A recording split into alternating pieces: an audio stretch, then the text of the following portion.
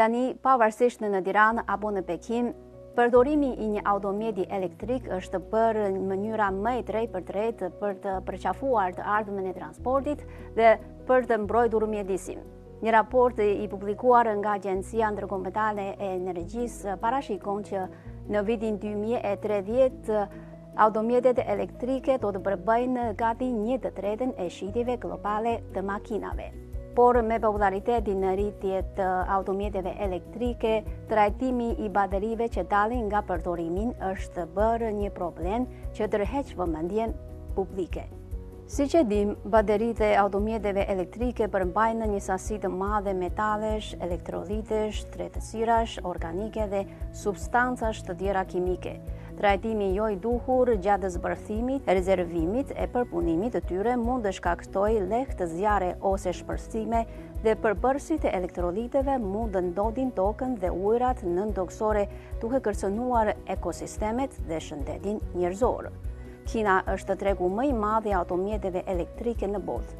Aktualisht, më shumë se gjysma e automjeteve me energji të re në botë ecin në rrugët kineze.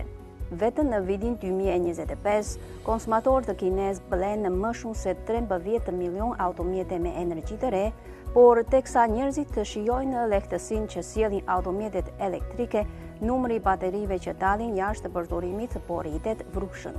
Të dhënat tregojnë se gati 400.000 tonë bateri të përdorura ka pasur në Kinë deri në vitin 2025 dhe shifrat parashikohet të arrijë në 1 milion tonë në vitin 2030. Por si të trajtohet një sasi kaq e madhe e baterive të përdorura?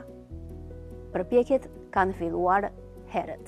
Në planin e 14-5 vjeçar u shpallë strategjia e ndërtimit të një zinxhiri të plotë të jetës ekonomike të baterive të makinave që mblojnë prodhimin, përdorimin, riciklimin dhe rishfrytëzimin nëpërmjet mbështetjes së politikave qeveritare, inovacionit teknologjik të ndërmarrjeve dhe zbatimit në treg.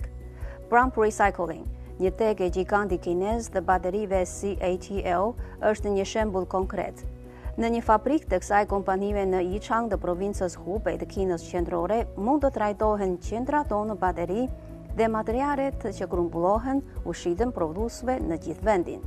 Ujërat e zeza të formuara gjatë trajtimin gjithashtu përmbushin standarde për t'u vënë përsëri në përdorim.